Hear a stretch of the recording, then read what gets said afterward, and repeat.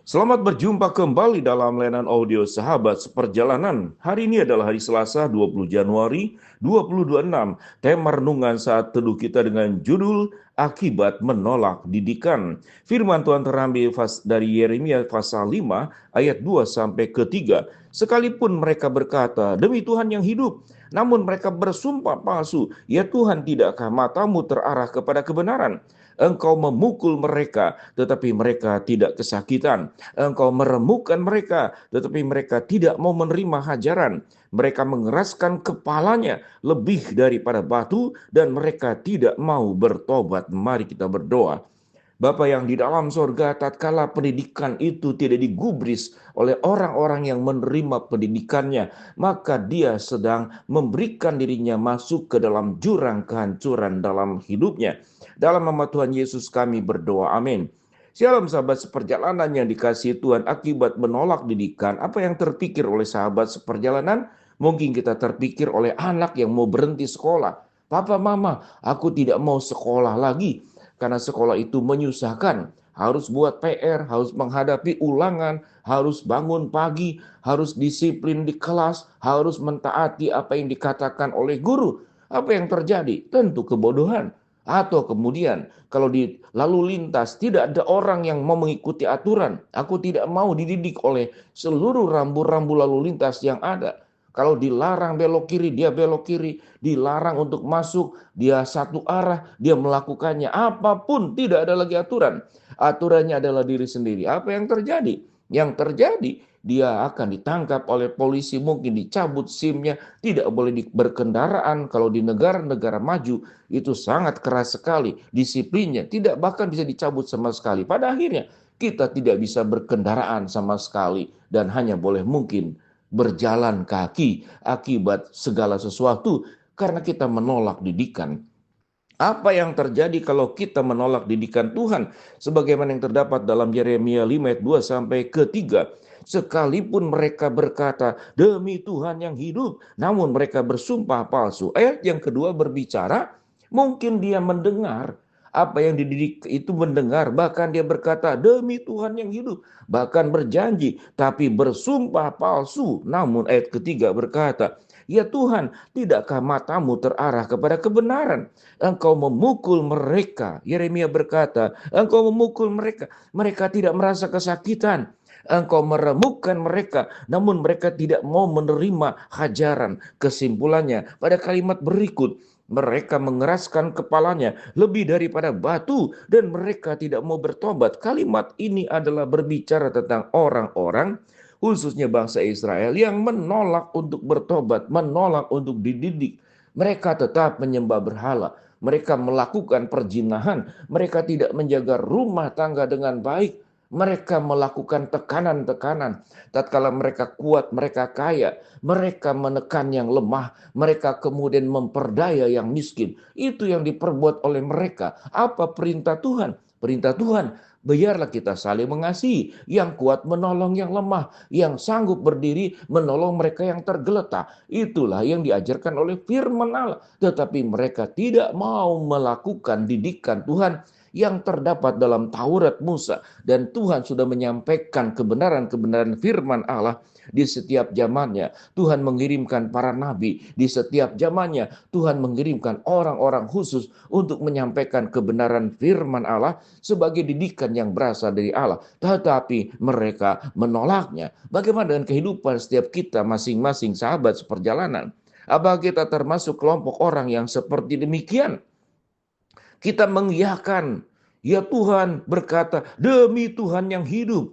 Dan kita bersumpah, namun sumpah kita palsu. Dan ucapan kita yang dikatakan, demi Tuhan aku akan berubah, aku akan bertobat. Tidak ditunjukkan dalam sebuah perubahan kehidupan yang nyata. Tetap hidup dalam keberdosaan. Kalau itu adalah diri kita atau orang lain, apa sesungguhnya yang terjadi? Kita akan masuk ke dalam kebinasaan. Kalau pengendara kendaraan melanggar lalu lintas berkali-kali dicabut surat izin mengemudinya, apa yang akan Tuhan cabut dalam hidup kita? Kita dicabut, mungkin tidak lagi menjadi status sebagai anak-anak Allah. Lalu kita beralibi, kita berkata, aku sudah percaya kepada Kristus. Orang yang percaya kepada Kristus memang akan diselamatkan sekali untuk selama-lamanya. Tetapi kalau orang yang sudah mengaku diselamatkan oleh Kristus, namun hidupnya terus makin hari makin buruk, jangan-jangan dia memang belum percaya kepada Kristus. Dia mengaku Kristus itu adalah juru selamat, tetapi dia tidak menerima Kristus di dalam hidup dan hatinya. Seseorang yang sudah dipenuhi oleh Roh Kristus, oleh Roh kebenaran, oleh Roh Kudus, maka ada kekuatan yang akan menolong setiap kita. Sekalipun kita bisa berdosa, jatuh dan bangun, namun hidup kita makin hari akan makin baik, bukan makin hari makin terjerumus, bukan makin hari makin buruk, bukan makin hari makin hidup dalam berdosaan, akan makin baik. Seperti Petrus menyangkal Yesus, tapi hidupnya diperbarui. Seperti Daud bisa berzina, tapi kemudian mengalami sebuah pertobatan. Dengan demikian sahabat seperjalanan, janganlah kita masuk dalam kelompok orang yang menolak didikan Allah. Sekalipun mereka berkata demi Tuhan yang hidup, namun mereka bersumpah palsu. Ya Tuhan, tidakkah matamu terarah kepada kebenaran? Engkau memukul mereka, tetapi mereka tidak kesakitan. Engkau meremukkan mereka, tetapi mereka tidak mau menerima hajaran. Mereka mengeraskan kepalanya lebih daripada batu, dan mereka tidak mau bertobat. Semoga ayat ini hanya dikenakan kepada peristiwa yang memang yang terjadi di zaman Nabi Yeremia. Orang-orang Israel yang menolak didikan Allah. Namun kita yang ada di zaman ini, kalau ada peristiwa-peristiwa terdahulu yang seyogianya orang tua mengatakan belajarlah dari pengalaman. Bangsa Israel sudah kita menjadi sebuah bukti yang kita saksikan dari peristiwa yang terjadi dalam Alkitab. Janganlah kita kemudian mengulang perkara-perkara yang sama, dan apa terjadinya? Mereka mengalami banyak sekali persoalan hidup yang tentunya menyusahkan mereka. Kita tidak akan menjadi kelompok orang yang menolak didikan Allah, namun kita boleh berdoa, ya Tuhan, ujilah hatiku, lihatlah hidupku. Apakah aku serong kiri dan kanan? Apakah hidupku menyimpang dari kebenaran-Mu? Luruskanlah kembali ya Tuhan jalan hidupku, dan sembuhkanlah aku Tuhan dari segala dosa yang aku perbuat dengan bilur-bilurnya, dan ubahkan hidupku menjadi sebuah kehidupan, menjadi manusia baru yang diperbaharui, meninggalkan segala macam dosa yang aku perbuat. Sahabat seperjalanan, tekad seperti itulah yang harus kita miliki saat sekarang, sehingga Tuhan dimuliakan di dalam setiap kehidupan kita. Dan tentunya orang yang mengikuti didikan Tuhan, menjalankan kebenaran firman Allah, tidak hanya Tuhan dimuliakan, tetapi dirinya menjadi berkat buat banyak orang. Orang yang penuh dengan cinta kasih akan memberkati. Orang yang penuh dengan kemurahan hati akan memberkati banyak orang. Orang yang pemaaf akan memberkati banyak orang. Orang yang sabar, yang rendah hati, yang mau mengalah, tidak membalas kejahatan dengan kejahatan, tapi dengan kebaikan, hidupnya akan menjadi berkat. Biarlah didikan sesungguhnya membawa keindahan, keuntungan, kebenaran, menolong kita tidak berjalan dalam kesesatan. Didikan Allah adalah sesuatu yang harus kita jalani setiap hari, menjadi nafas hidup kita, menjadi nilai kehidupan yang kita terus perjuangkan. Dengarkanlah didikan Allah, hiduplah di dalam didikan Allah, maka Tuhan akan buat hidupmu menjadi indah, menjadi mulia di hadapan Tuhan. Kita berdoa.